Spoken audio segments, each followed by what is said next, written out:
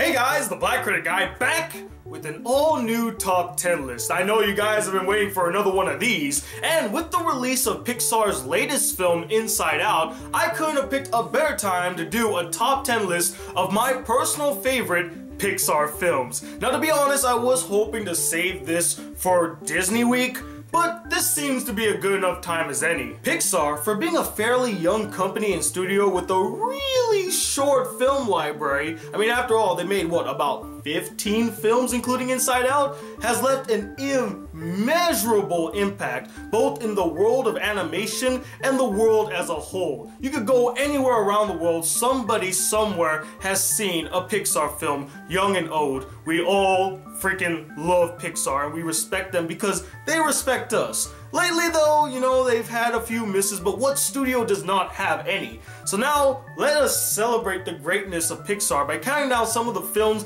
that we love and adore from them. And all the films that I picked on this list, I chose out of their excellence in animation, music, story, characters, and my overall enjoyment. And do keep in mind, this is just a personal list of Pixar films that I really enjoyed. You may feel indifferent about my list, you may feel like some choices should have been higher, but again, these are just my opinions. I don't know why I have to keep on reiterating it, but there's always one or even two butthurt fans in the comment section like, oh, why wasn't that number one? Oh, why wasn't that higher? What, you left this one out the list? What the fuck, unsubscribe? Just remember, breathe. It's just a list. It's not gonna hurt you to hear somebody else's opinions on things. You will be fine. But enough wasting time. Let's get to the list, shall we? Crawling its way into the number 10 spot is A Bug's Life, the second feature made by Pixar and is quite arguably one of the most forgotten Pixar films, not because it's terrible, but because it preceded such a mega hit with Toy Story that it kind of overshadowed the awesomeness that was A Bug's Life. Now personally, like most people in the world, I freaking hate bugs. I find them disgusting, weird, creepy, and overall annoying. So a film like A Bug's Life would probably not appeal to the kid or even the adult in me. But something about how Pixar shows the world that a bug lives in is just so fascinating. Not only is it full of turmoil and hardships, but there's some fun to be had, some creativity throughout. The journey is a lot of fun with Flick, and when he goes to that bug city, it was actually really fun to see, and I loved all the references and jokes that they could make with the bugs there. Probably not only does this film have one of the most memorable villains in a Pixar film, Hopper, played perfectly by Kevin Spacey, who's just menacing and just smooth at the same time, but also has probably one of the most epic climactic throwdowns ever in a Pixar film. A lot of people overlook that about this film. So if by chance you still have the Blu-ray, DVD, or even the VHS, which I still have, of A Bug's Life, I say give it another look. I think you might be thoroughly surprised. Rounding up the gang for another adventure is my number 9 choice, Toy Story 2. Now I know a lot of you are really pissed to see one of the Toy Story films so low on this list, considering that Toy Story has been the hallmark of Pixar and been the standard of excellence for every single film in the franchise from 1 to 3. But as much as I really enjoyed Toy Story 2, after all, it made the freaking list, I didn't enjoy it as much as Toy Story 1 or 3, and I do feel like there were other Pixar films that came out years later that did surpass Toy Story 2. And if you were to read into the backstory of how Toy Story 2 was made, they were kind of forced to make that one, so it did come off a bit forced and a middle movie. But even with that, even though that they were forced to make this film, they put 150% in the film. Hell, I would even go as far to say that Toy Story 2 is arguably the funniest of all the Toy Story films. It had the best jokes, the best deliveries, the best setups, and some of the most memorably funny scenes in any of the Toy Story films. Not only that, but Toy Story 2 also expands the mythos and introduces some new characters into the franchise, like Jessie, Bullseye, and the Prospector. And though Woody has always been the main character of the franchise, this was the first time where his character got most of the focus and attention, and they get to delve into his backstory and what kind of toy he actually was, which is really cool. I guess to sum it all up, Toy Story 2 was a really fun adventure with some touching moments here and there, especially with Jessie's song. Gets me all the time. Life is a highway and I'm gonna ride it, all the way to the number 8 spot, Cars. and let the hate comments roll in. Now, I've already talked about Cars in great detail in another recent top 10 list, so I won't spend too much time here. Overall, I really enjoyed the story about this car, Lightning McQueen, who's always living life on the fast lane and just doesn't give a crap about anybody else, and kind of learns a lesson in humility and enjoying life. I really like that message. The characters are a lot of fun. The animation is really good. And overall, it's just a really fun ride. That's all I think about it. And although a lot of people feel like it is one of the weakest Pixar films, I thought it was a really enjoyable Pixar film and one that everybody can sit and watch. Coming in at number 7 is the one that started it all and changed the face of animation as we know it, Toy Story. I know, a lot of you are probably pretty pissed to see it so low on the list, but let's be honest here, the animation has not aged well. Go back and watch it again. The animation is pretty dated, but that doesn't change the fact that the film itself is still a really fun and enjoyable film with such a great concept that I'm surprised no one else has ever thought of. But what made this film to me and is still excellent to this day is the interactions among the characters, particularly with Woody and Buzz. Woody's whole dilemma of convincing Buzz that he's a toy is just hilarious and so entertaining, and it writes itself. And even though its animation is a bit dated, everything else still holds up. The writing is good, the humor is good, the characters are still a lot of fun, the direction by John Lasseter is solid. It's amazing what they could do at that time with animation, and also has probably one of the most iconic songs of all time, played by a guy that a lot of people find to be very mediocre. You got a friend in me, ba-ba-ba. You got a friend in me. I probably killed that, didn't I? Sorry. Toy Story remains to be an incredible film that was a milestone that changed the face of animation as we know it, and will remain a classic for years to come. And speaking of incredible, we got my number 6 choice, The Incredibles. Now, to be honest, out of all the films on this list, when I first saw The Incredibles as a kid, I never understood why everyone loved it so much. I mean, I didn't find it to be this incredible film that changed the face of animation. I just found it to be a really solid action film with some spectacular animation and some fun characters, but nothing to really run home to. It just seemed very par for the course. It wasn't until years later when rewatching the film that I actually really liked not only the world of The Incredibles, but the concept of The Incredibles. It was so interesting to see superheroes living mundane lives and kind of going through midlife crisis. You never really see superheroes after the glory days. It's mostly when they're in the glory days.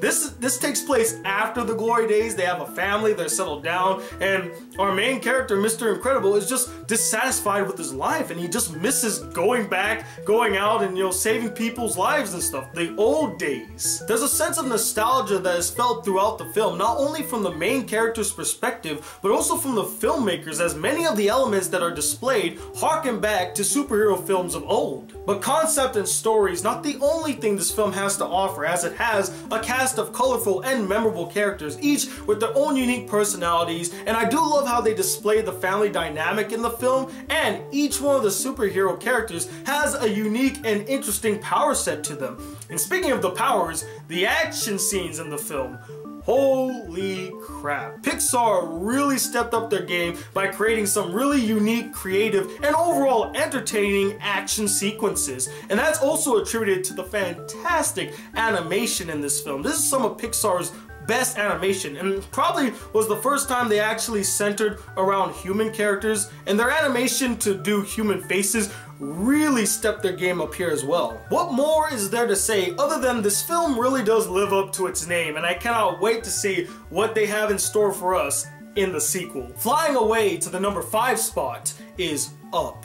Now, everybody and their freaking mother has talked to death about the first 6 minutes of Up and how incredible, amazing, and fantastic it is. Well, all I have to say is, I 100% 50% agree with everything everyone has said about the first 6 minutes. It is really touching, it is really incredible, and it is, without a doubt, the true definition of a perfect scene. But that 6-minute scene is not the only thing that makes this film great. It's also a really excellent character story following Carl, who's lost the love of his life and is about to lose his house, and finally decides, you know what, I'm finally gonna go on that journey that me and Ellie were gonna go on to. And you see his character really grow throughout this journey and come full circle. It's all about Carl. He's a very well fleshed out, three-dimensional character, and he's one of the best characters Pixar has ever created. And the humor as well is just on freaking point. I laugh every time I hear that alpha dog with the really squeaky Alvin and the Chipmunk voice. It is just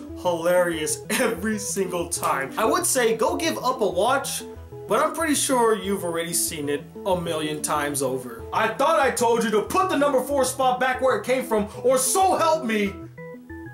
Hey, we were just talking about the number 4 spot of Monsters, Inc. To this day, Monsters, Inc. still holds the title as the funniest Pixar film I have ever seen. The jokes in this film is just fantastic. The comedic chemistry between Mike and Sully is on freaking point, and that scene, put that thing back where it came from, or so help me, is just a classic. It is really a classic. Not only is this the funniest Pixar film I've ever seen, but as a kid, it was the only film that I would watch constantly over and over and over again. That's how much I really loved the characters, the story, just the overall world and humor of Monsters, Inc. And to add the cherry on top of it, the score and music for Monsters, Inc. is also really good. It actually won Randy Newman his first Oscar, which is really surprising that he didn't win for Toy Story. He actually won for Monsters, Inc. first for his song If I Didn't Have You, which is actually my 3rd favorite Pixar song and a highly underrated Disney song. Guys, I loved Monsters, Inc. to death, and I still have so much fun watching it, and that's why it's number 4. Traveling the 7 seas to get to the number 3 spot is Finding Nemo, which, fun fact, was the first ever Pixar film I saw in a movie theater. I saw it with my grandparents. Not only is the story very interesting and also very touching by the end, but the characters, they're just so much fun. And also, this has to be one of the best father-son relationships I've ever seen in a movie. Like, I even said in my review for Finding Nemo that I wish I could have watched this film with my dad, because I think the film would have really resonated with him. And the relationship and chemistry between Marlin and Dory is just dynamic. They make an incredible duo. They really work so well off of each other. Their back and forth is just on freaking point. And Ellen DeGeneres really kills it as Dory. She was born to play that role. The animation and score is just beautiful. The way they animate the ocean is incredible. It actually feels like you're in the ocean. Hell, I saw this in 3D and I was just blown away. I actually felt like I was in the sea. It's so freaking good. And Thomas Newman's score for Finding Nemo is without a doubt one of my favorite scores for any film, especially the song Nemo Egg. And now my final 2 choices, which honestly I don't think will come as a surprise to any of you, because I have talked about these 2 films in great detail in other top 10 lists and in other videos. But starting off with my number 2 choice, we got Toy Story 3. What is there to say about Toy Story 3 that hasn't already been said by most people? This film just really resonated with me, and it came out at the right place at the right time. It really just spoke to me, especially the ending scene. It brought me to tears. It brought everybody in the theater to tears. I could hear the sniffling in the background as I'm sniffling as well. But not only that, the film is really funny and has a really tragic story in it, dealing with Lotso Hugging Bear. You kind of understand his metamorphosis into the villainous character that he turns out to be. I mean, his heart was broken. It makes a lot of sense, although he still is a piece of crap. The characters are still great, the chemistry is still there, the voice acting is still on point, and this was the first time ever that we actually got to see some character development for Andy. I mean, for this whole time, Andy has always been kind of like that blank slate that kids can just put themselves into when he's playing with his toys. This was the first time he actually felt like a real character. He's going off to college, he's leaving behind his past, and oh, just seeing him grow up like that kind of just, again, it just touched me. And also, this film has to be one of the darkest Pixar films ever made. I mean, they go to some really dark and uncomfortable places. I mean, there are 3 scenes that are just completely like, whoa, they went there. Overall, as cliche as it is to say, Toy Story 3 is the best of the franchise. It just really spoke to me. It touched me in such a way that not a lot of films have ever done, and is one of the best conclusions to a franchise I've ever seen, even though they are making a Toy Story 4. I'm not acknowledging that. My franchise ended with Toy Story 3. That is a new franchise for a new generation, as you know, the ending implied. We handed it to the new generation. This is their Toy Story now. It's no longer mine. And I think that it was a perfect conclusion. And now here we are at my #1 choice. And many of you probably already know what my #1 is, as I have talked about it many a times in other videos. And it actually made the #1 spot in another top 10 list, my top 10 favorite romance films. And with that said, you probably know what it is, so let me just say it. My #1 Pixar film is WALLE. This film is an epic masterpiece in every sense of the word, and has, without a doubt, the most unique, dynamic, and fully developed romance stories I've ever seen in a film. And the fact that it revolves around 2 inanimate objects is freaking baffling. These 2 characters have some of the strongest chemistry and most dynamic relationship I've ever seen in a film that freaking rivals other relationships in other films. Human relationships. They just eclipse their relationship. That's how great it was. Tell me that's not either the weirdest or saddest thing you've ever heard. The fact that 2 robots had a more convincing love and relationship than 2 human characters. Characters you're supposed to relate to already. That's so sad, but it also shows how great of a writer Andrew Stanton is, and how he understands how to develop a relationship really good. Not only that, I truly admired what Andrew Stanton did for the first 40 minutes of the film, having absolutely no dialogue and letting the scenes speak for themselves. He truly understands the method of show, don't tell storytelling. But not only can he tell an excellent romantic story, but he also can tell a really good environment story. The theme about pollution and how we destroy the world, it is sort of blatant and in your face, but it's never really the main point of the story. The main point of the story was the romance between WALLE and Eve, and the whole environmental message is more or less the secondary story. So the story is great, the characters are great and memorable and likable, the animation is some of the best Pixar has ever done. The way that space looks, it looks incredible. It makes me just want to be there. I just want to go out and visit these galaxies and nebulas. It looks beautiful.